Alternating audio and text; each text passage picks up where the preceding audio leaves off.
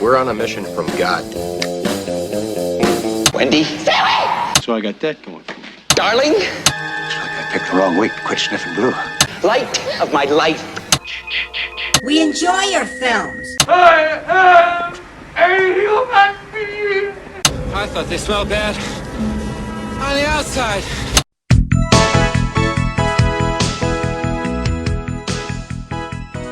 Welcome to Vintage Video, where we're rewatching the 80s so you don't have to. We'll be reviewing every major film release of the 1980s in real time, overanalyzing what you've seen and spoiling what you haven't. I'm Patrick O'Reilly. I'm Jesse Bayless. And I'm Richard Wells. And today marks the 40th anniversary of the release of The Earthling on July 24th, 1980. It was written by Lanny Cotler, directed by Peter Collinson, and released by Filmways Pictures. Peter Sellers died today. I don't think that's true. 40 years ago today. Okay. Shot in Warrumbungle National Park in New South Wales. Yeah. People forget it's shot in Warrumbungle National Park. No, this film, in striking contrast with Mr. Sellers, was shot in Warrumbungle National Park in New South Wales, Australia. At the time, it was the most expensive Australian film ever made. Getting a lot of mileage out of Peter Sellers' death at the hands of an angry Australian ranger. I don't know how this movie could have been the most. I mean, I guess they just didn't shoot movies there because There's only one shot that's conceivably expensive. There's like two characters, and the whole thing takes place outdoors. There's no budget needed.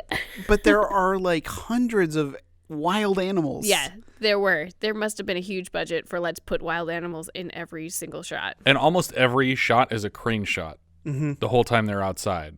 I guess that's true. I didn't really think much about that. And the places that they were putting that crane would have been difficult. Yeah. But more expensive than Mad Max? Yes, but it only cost $5 million. But that was the most expensive movie at the time. But to be fair, Mad Max paid all of its people in beer. That's true. And surgery, right? Wasn't like George Miller like doing surgery out of his van? Well, they didn't pay people in surgery. Well, he built up the budget. Just come be in my movie. I'll give you a breast job. Yeah. I'm sure someone would have taken him up on that. Apparently, director Peter Collinson was especially harsh on child actor Ricky Schroder, and William Holden quickly came to his defense. Over the course of the production, Holden and Schroder bonded very closely, and Schroder named his first son Holden in his memory. Oh, that's nice. This is the final film of director Peter Collinson, who died of lung cancer 5 months after its release, and less than a year later, Holden also passed away. We start the film with the sun rising over Australian wilderness, and we see a plane from Los Angeles landing. A customs agent asks Patrick Foley the purpose of his visit, and he says, Passing through. I don't know if that's acceptable. Is it? I don't know. You usually say business or pleasure, but passing through is code for dying of cancer. You're allowed to say that. I mean, I guess you can't really stop someone from entering your country in order to die. Yeah. Like, I'm here to litter your national parks. Yeah, I mean, corpse. like, well, I guess he was from there, right? He was born in Australia, yeah. But if you were, could you go to another country and says, I'm entering your country in which to die here? Yeah. This is my To final not destination. seek medical attention, but to just die.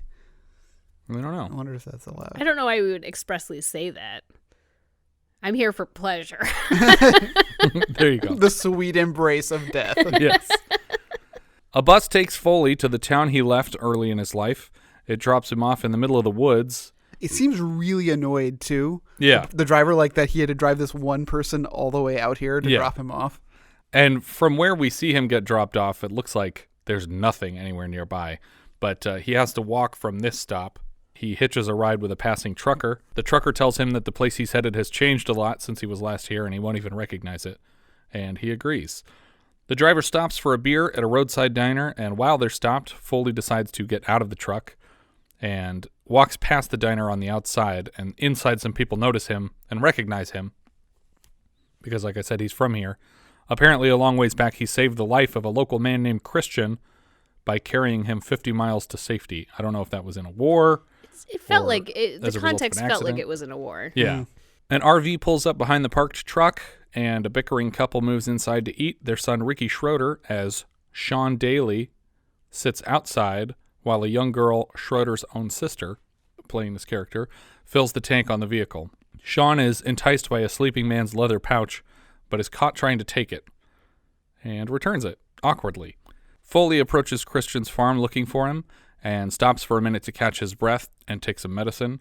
A woman at the farm recognizes him and is worried to see him clutching his chest like this and taking pills because she knows exactly what's going on. Foley eventually finds Christian in a barn with a big blowtorch breaking down this huge piece of metal. I'm not sure what this thing is that he's It seemed like breaking apart. I think it was maybe a train. Yeah, something like that. Because the covering felt like, a train station at the sort of the end of the tracks. Yeah, but he's taking it apart to sell for pieces, I guess, or maybe just for the metal. And he seems very shocked to see Foley. Foley tells Christian that he's headed up to his dad's farm to lay the ghosts, which might be code for dying or for visiting with the ghosts of his past there, or maybe he's literally planning sex with ghosts. I don't know. Christian asks when he'll be back, and Foley reiterates, I love you, Christian, but you don't hear. You just don't listen. I'm not coming back this way. Fully grasping his words, Christian chases him, trying to convince him to spend his last days here with Christian and Meg, the woman who noticed him earlier. Christian calls him a coward for running out on them and himself, and Meg Neilson takes this moment to interrupt their argument and lighten the mood a bit. Christian asks if he's taking medicine, and he pulls it out of his pocket and tosses it into a nearby fire, and Christian scrambles to get the medicine out of the fire to read morphine on the bottle. Christian tells Meg that he'll break Foley's legs before he lets him die alone in those woods. So he lets him go off alone. So he lets him go off in the woods. 2 broken legs later. No, he doesn't do that. Foley moves on to the shack of a second friend, Bobby Burns. I feel like these 2 characters could easily have been combined into one character because it just confused me what his relationship was with the second person. Mm-hmm. Bobby asks, is that you or have I gone blind as well? Foley gifts Bobby a set of 30 hand-tied flies and a decorative bag, and Foley says that the Native American that he got it from says that the bag will keep evil spirits away. But not unlike the protective tribal artifact from our last William Holden movie, the necklace in When Time Ran Out, it is provably ineffective. As a parting gift, Bobby gifts Foley an older horse with instructions to set it free after he crosses a river on his way to the father's cabin. Don't ride this horse all the way to the cabin, whatever you do. This horse will explode on the other side of the river. Bobby takes a seat outside the same diner from earlier, and Shawn notices this new protective bag. And Bobby sees him eyeing it for a bit and decides to offer it to the child. Now, is it a new bag? I thought the bag he took or tried to look at was from William Holden's bag that he left on the porch temporarily. I don't think he ever set it down. No? Okay. I think he walked directly to Christian's place from the diner. Yeah. It is his bag, and he gave it to his friend, and then his friend brought it here and gave it to Right, the but the kid. kid tried to steal a different bag earlier. in the day. Oh. But that was just on a sleeping man out in front of the diner. He's and just the guy really kept into it. decorative bags. Yeah. But also, how did Bobby Burns get back? Yeah. That Here. confuses me how he got there so quickly. Well, they're just filling up the car. Yeah. It's like, He walked to Christian's house and then to Bobby's house. Unless they're like right across the street, then it's weird that he got back to this diner so fast. But maybe they are right there. Foley, true to his instructions, ditches the horse after the river and stops to watch it gleefully rolling in the mud on the banks. Foley considers taking a shortcut to the cabin. When we cut to the other American family with the RV, they've taken a break at a swimming hole for a picnic, and Shawn is being a big baby about the cold water in the river while his dad is splashing around, ruining their vacation. Shawn's father pulls the RV right up to the edge of a sheer cliff face. yeah, I was just like, what Yeah. are you doing? Not only that, but right when he pulls it up, the kid just hops out and nobody's screaming at him yet. And he's just running full speed towards this cliff. But the kid comes right up to the edge of it before his mom is able to catch up and reprimand him. And then the dad says, chill out, I'll talk to him. You make us dinner. And after she leaves, he says, your mother's right. I'll move the trailer away from the cliff. So he goes to put the trailer in reverse, but it seems to slide forward anyway. Maybe it's parked at an imperceptible incline. Yeah, I what I gather this must be happening is that it's a steeper incline that the engine doesn't have enough power to reverse, or there's not enough traction on the ground. And Yeah. they didn't have a bunch of like weird locals like we do in Little Dragons to stick rocks under their Right. tires Yeah. to help them out. But it looks pretty flat when he pulls up. Yeah, and generally reverse is a more powerful gear Yeah. than forward. Which is why I always drive in reverse. The father shouts for his wife to jump out of the trailer, but she is unable to before it topples over the edge of the cliff and falls in slow motion hundreds of feet to the inevitable demise of Shawn's parents.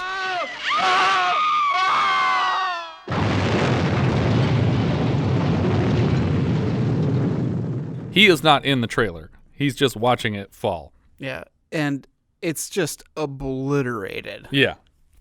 Somehow the kid gets to the trailer at the bottom of this ravine before the tires have even stopped spinning, which is impossible.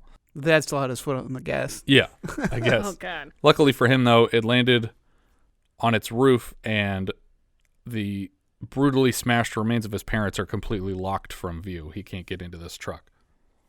He's just out here screaming for his mommy from atop the wreckage, and we follow the echoes to Patrick Foley standing on another nearby cliff top, taking in what he just watched happen. Shawn finds the medicine bag in the wreckage, and he tucks it under his shirt while he is slowly surrounded by the diverse wildlife of the Australian outback. He stops to drink water dripping down from above him, and we both joked that we would cut to William Holden just peeing off the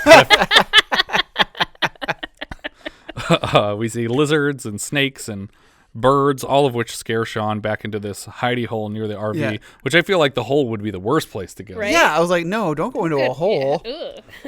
I like that we even see like opossums. Yeah, because like opossums everywhere, but in America look adorable. Yeah, Mm-hmm. but here in America, they're just like nightmare screaming rats. Yeah, their faces look like when Alec Baldwin is stretching his face out to scare the Dietzes out of their home. When he gets inside, the wildlife seems to laugh at him for running away from them.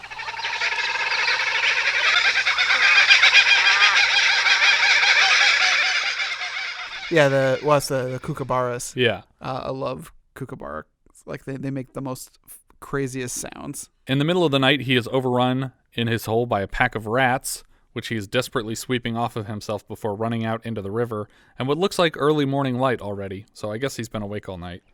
He hears this repetitive clacking sound echo off the ravine walls, and he follows it through the valley until he finds Foley crossing the river and coughing painfully. He creeps up on Foley while he sleeps later, intending to steal some food, but Foley catches him and tells him to fuck off, basically. Yeah. Well, he says you're too loud, right? Yeah. Yeah. But I also I was like, what was this kid's plan? Like, why not just get this guy's help? Just call out to him. I mean, I guess we come to find out that he's like just totally, I guess, in shock and can't speak anymore. He isn't, though. That's kind of what bothers me about this performance, is that just from one scene to another, he can speak in full sentences. I don't know if that's true. I don't know. He just went through a really traumatic experience. Yeah, but when he's walking through the river to catch up with Foley, he's just saying, "Oh, I'm out here by myself. What am I gonna do?" And then, like out loud, he's saying this. And then when he gets to the guy, he can't put two words together. He's just stuttering, "Mommy, Daddy." Yeah, I mean, I don't think that it's a performance. It's a direction issue. Maybe. But also, why is he trying to avoid this person? Yeah. Like, he sees Foley walking, and he goes, and stays hidden. Right. Wouldn't you be desperate for any adult any to adult. help you? Like, I know don't talk to strangers, but in this situation... Like, your every parents are stranger dead is and you're upgraded in to the parent. Australian wilderness. You got to do something. We see Shawn walking through the river talking to himself for a while, despite later seemingly having lost the ability to speak. Foley also talks out loud to himself, ruling out the options of leading the kid home or taking him with to the cabin. Again, Shawn sneaks up on Foley as he's cooking a rabbit, and Foley says, "If you want to share the fire, you fetch your own wood." And Shawn grabs wood from a pile that Foley already made next to the fire, and he shouts, "Your own!" to scare the kid away. Shawn speaks only in annoying grunts for a while. He can't even tell Foley his name. The only words that he can choke out are the stuttered, "Mom, dad, dad." Mom, dad. You guys are being really harsh to the kid whose parents just died. I'm not being harsh. I'm being harsh. I don't like the back and forth. Okay. That's I understand if you went through a traumatic experience and from that traumatic But experience. you can't be a flip-flopper. Exactly. Exactly. You got to be committed to the trauma. Yeah. Because it makes it seem like he's faking it when he's next to Foley, when he can talk perfectly fine when Foley's not around. Foley talks him through how to use a stick as a compass, hoping to lead the kid north without having to accompany him. When Shawn just stares blankly at the stick, Foley switches to the river as a point of reference, but it's no use. The kid is not going to stop following him. Shawn wakes up alone again and follows the clacking sounds to Foley. It's not clear what's making this sound. Well, yeah, He's banging rocks. He's banging rocks.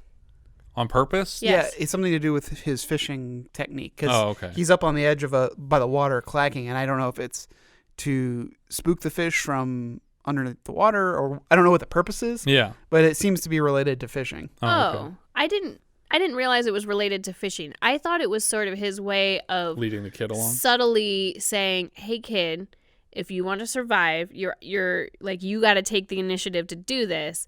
But so like follow this sound and you'll find me." Yeah. It's like, so he's sort of leaving it in the kid's hands but leading him along. Because I feel like it links back to what happens at the end of the film. Yeah. Yeah. I mean, I do agree that it links back to that, but the first time we hear the clacking, it's right after the accident.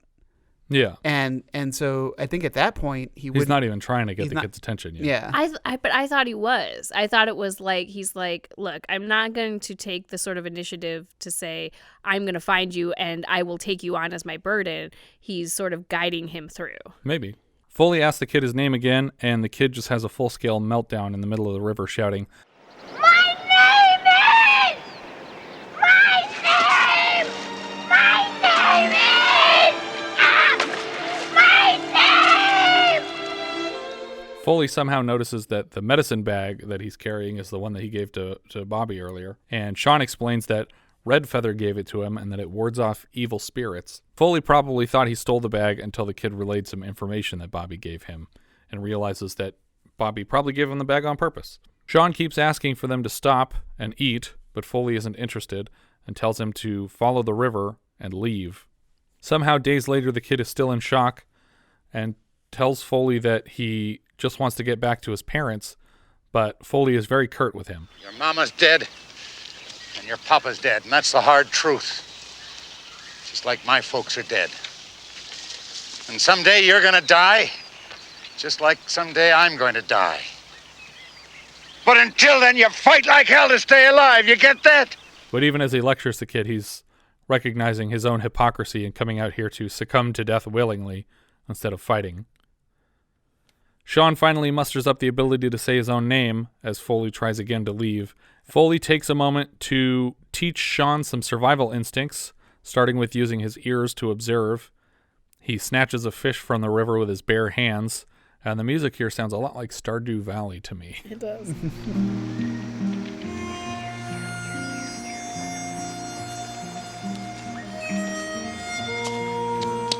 Later, Shawn shows Foley some berries that he saw rabbits eating, and Foley gets the idea of using these berries to bait a trap. The next morning, Shawn pulls a pair of rabbits from the traps they built and is returning to Foley when he's startled by an Aborigine man. He crashes into the same man multiple times, once throwing a rabbit at him in self-defense. And he races panicked to Foley, who tells him that this is a good thing, because he came back with one rabbit and he threw one at this guy. And he says, "You've shared food with the people that the white man has driven out. You should be proud." Shawn wakes up alone yet again and uses his newfound survival skills to track Foley down. He follows Foley, calling him a smelly bastard. You stink! You should take a bath! Who leaves super obvious footsteps, culminating with, Want to know my name? It's God! G-O-D! God! Suddenly a pack of wild dogs are hot on Shawn's tail. Foley tells him that he better run and points to the dogs. He refuses to help the kid climb a very steep rock pile, insisting that the kid has to help himself. Eventually, he tells the kid that he's got a fire going at the top of this cliff, and if he can get the rabbits up here in the next few minutes, they can split that rabbit. It's an insane cliff face, and I wonder how Foley would have justified it to himself if this kid had just fallen and died. Eaten by dogs. Well, I also like the negotiation of, it's like, I'll give you some of the rabbit. It's like, I want half. Yeah. When the kid gets to the top, he is surprised to learn that Foley hadn't actually summoned a fire instantly. And, assuming he would die. Yeah.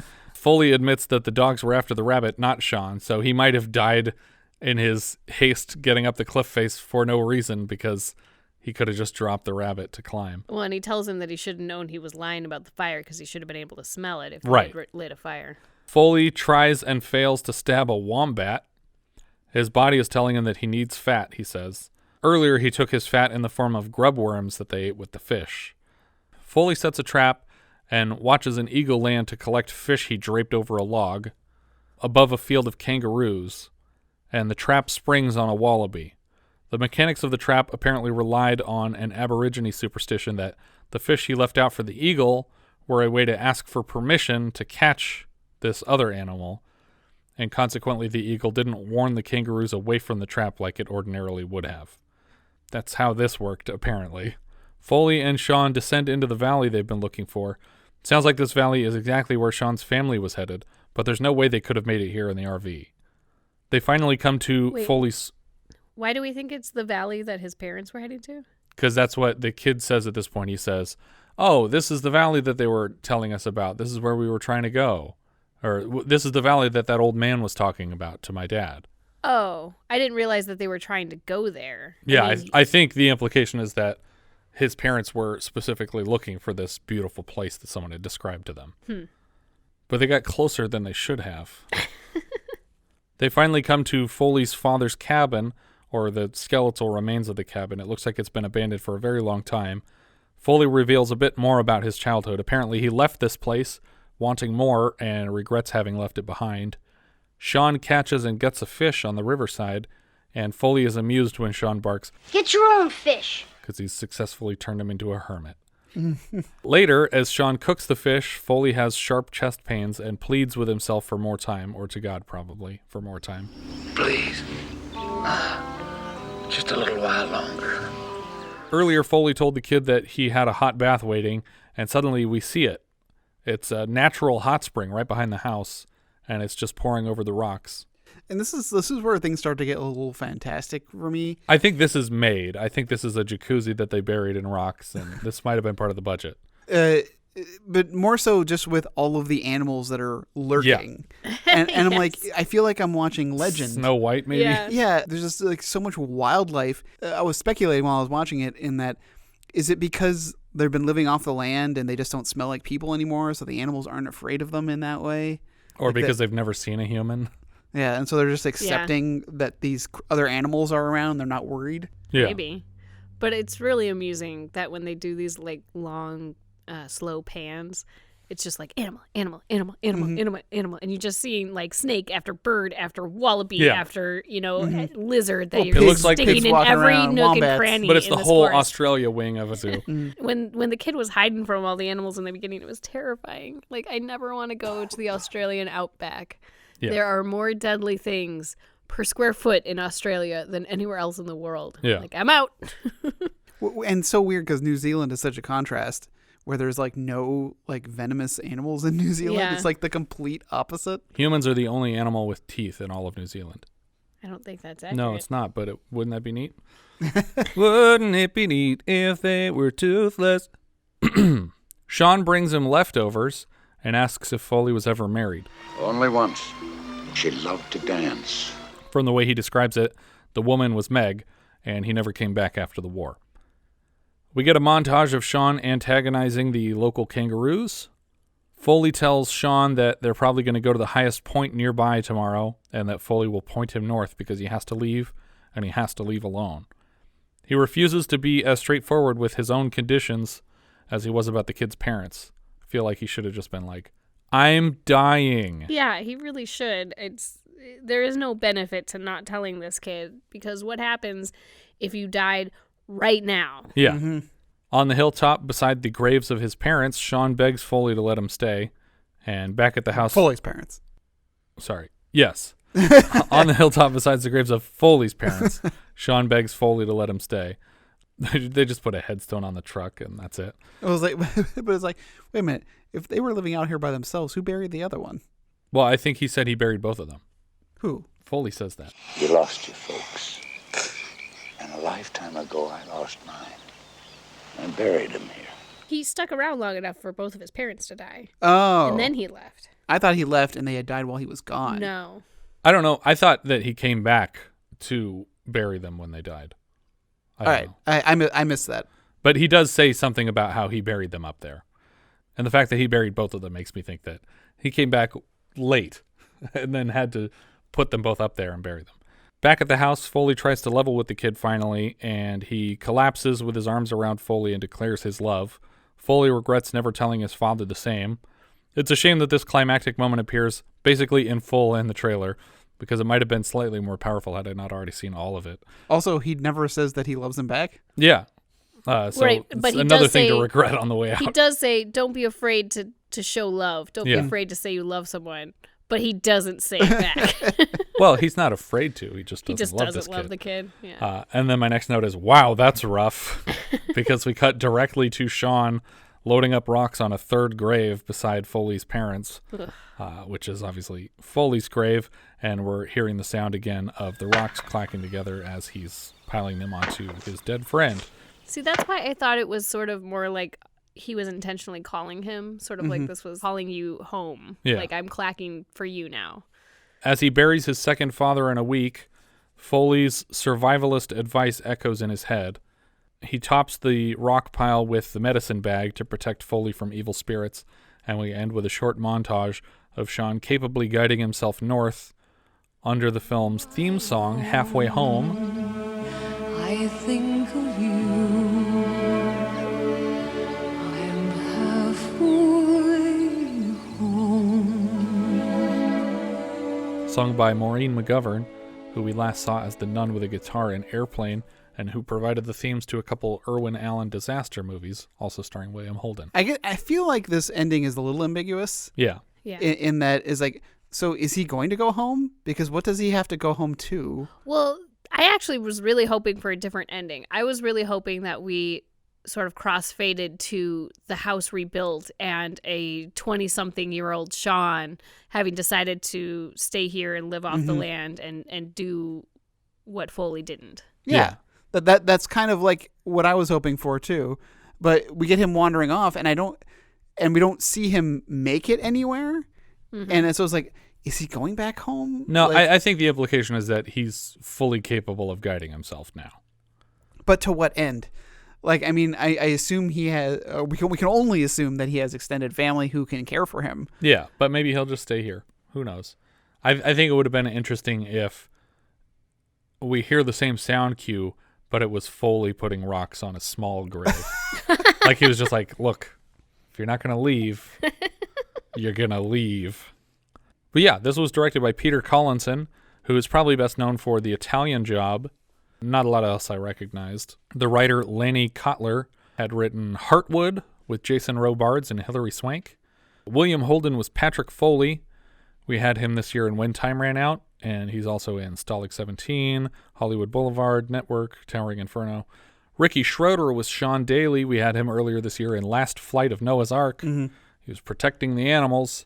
I was really impressed with his performance. Yeah, he did a good job. I mean, and direction aside, I mean, you guys were upset about his flip-flopping on, how he expresses trauma. It's a script issue. But I think that I was really blown away by how earnest and sincere all of his line deliveries were, like especially when he was, frustrated and then connected. And he couldn't say his name in the river. Yeah, and then later his connections with with Foley was amazing. Yep. He had previously appeared in The Champ with John Voight, and later he had a role on NYPD Blue. He was a regular cast character. Jack Thompson was Ross Daley. That's Shawn's father. He plays Major J.F. Thomas in Breaker Morant later this year. He had shot this just coming off of his Cannes Film Festival win for Best Supporting Actor for that performance. He plays a party guest in the movie Short Circuit. And he's also Klieg Lars in Episode 2, Attack of the Clones. Okay. Dawn Gregg was Dalton, but she's credited here as Dawn Schroder because that is Ricky Schroder's sister. Her only other major role was as a sorority girl at Squad Car in Night of the Creeps. This was her first film role and her only one alongside her brother. Sorry, she was which character? The girl who's filling the truck. Or the RV with gas. Okay, so she's not playing his sister here. Nope. She was just a girl at the gas station. Yes, correct. But they look very, very gas similar. Station, yeah. Presumably. But they both have like platinum blonde hair. Okay. Maggie Blinco played Jessica. Not sure who that was. But she played Ida in both Crocodile Dundees. I wanted to bring up Tony Barry, who plays the tow truck driver. Oh, okay. And I was like, oh, okay, great. I was hoping, since this is an Australian production, that we're going to get actors from a specific Australian movie that I love Yeah. I grew up knowing it as The Quest, but it's also been known as The Frog Dreaming and The Go Kids Right. with Henry Thomas. Tony Berry plays Henry Thomas's guardian in that movie. Oh, okay. Gaza. And he's got an amazing voice. But when he was talking, it's like, that does not sound like him at Did they dub him all. over? They dubbed a lot of the Australian actors over. The only time you hear Tony Berry's actual voice is when there's just people talking in the restaurant. And it's like, because I'm like, oh, that's not Tony Berry's voice at all. But then when there's just like all the chatter inside the restaurant, you hear this really deep Australian voice. There he is. There he is. Where have you been So hiding? he's in a couple of the scenes, but not in the scene where he's in the truck. Correct. On camera talking to him. Yeah. I was just like, that's so weird to do because his voice is very deep. Yeah. So I just want to bring it up because I love The Quest. It's a fun Australian movie. When did that came out? We'll have to watch that. I believe it's 86. All right. Yeah. Got a few years. It's definitely post E.T. Yeah, I enjoyed this film. I thought it was good. I liked it. My only complaint is that the order of the kid coming out of shock and being able to speak seems wrong. It didn't bother me. I mean,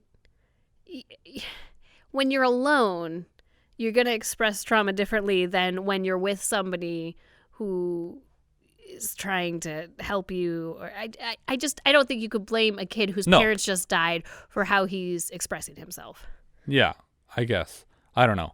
It came across as unrealistic to me.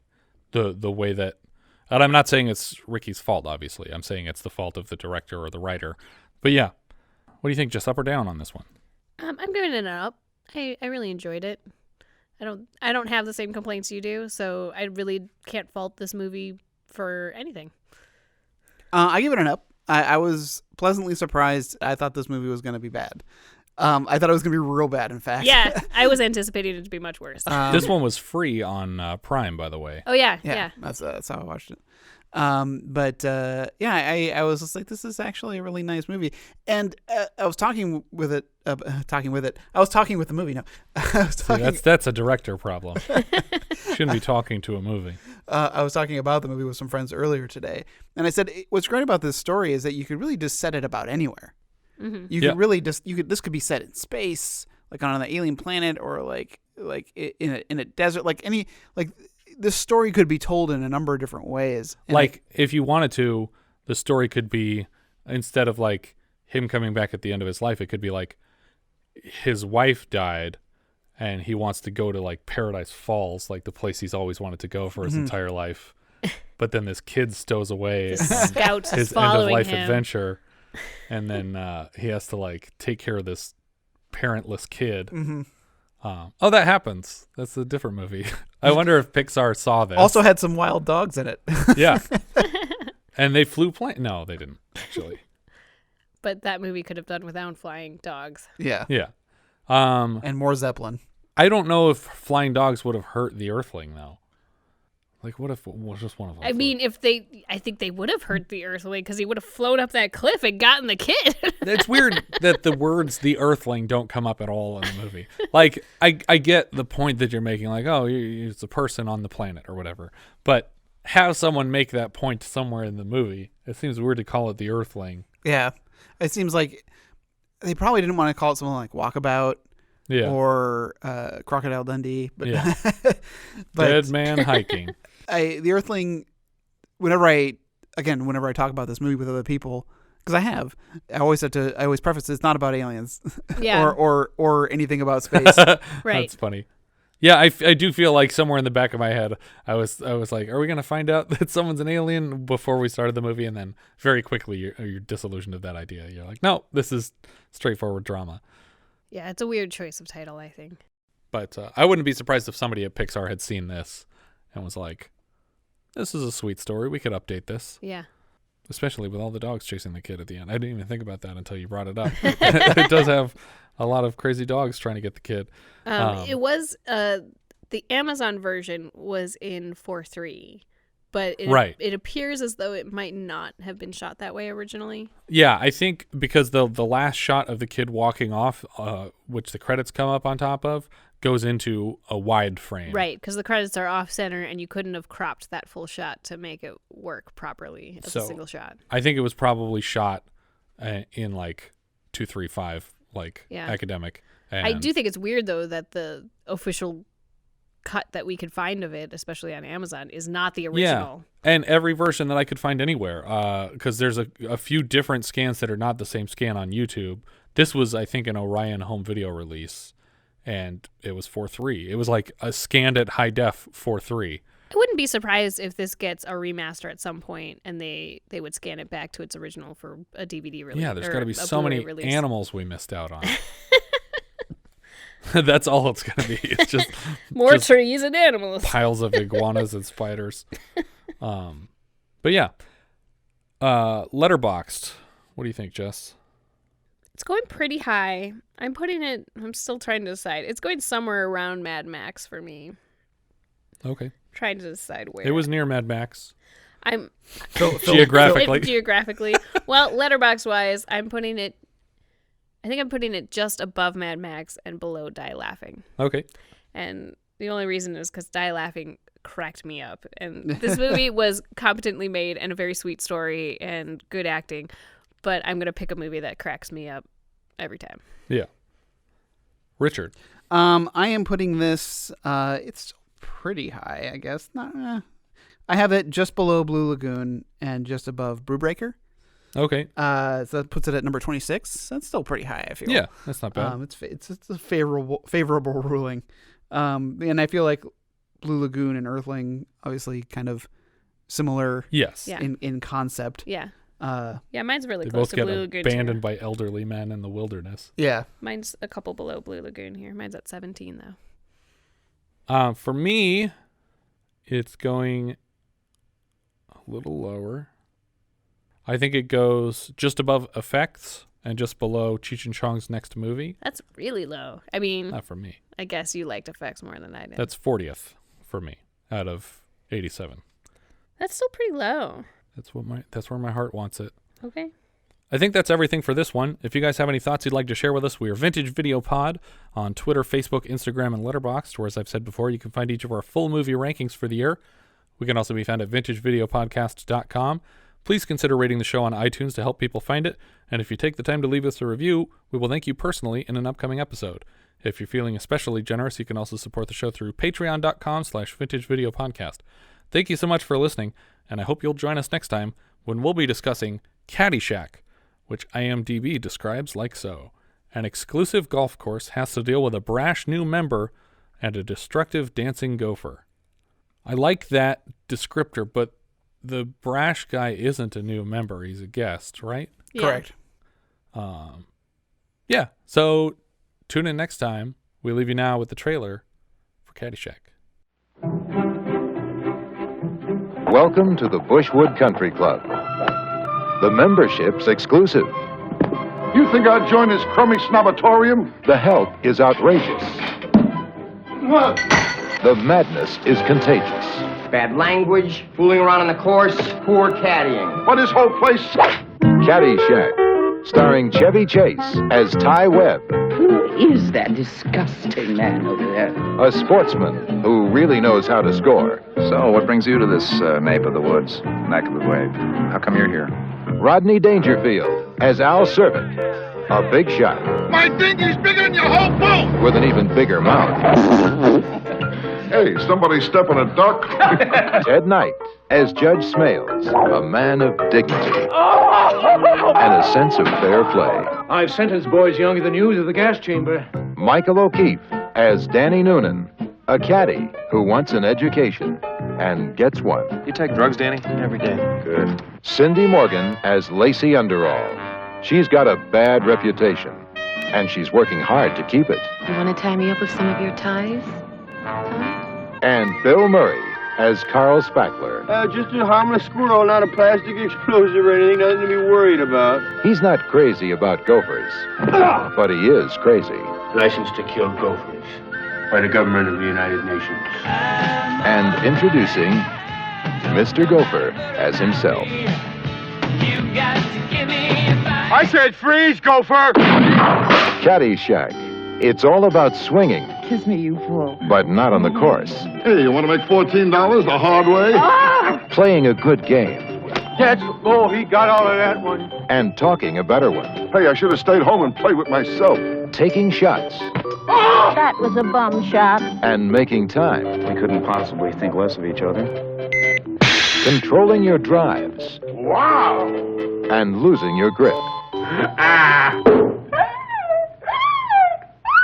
It is! You! Out! Score. The man's a menace.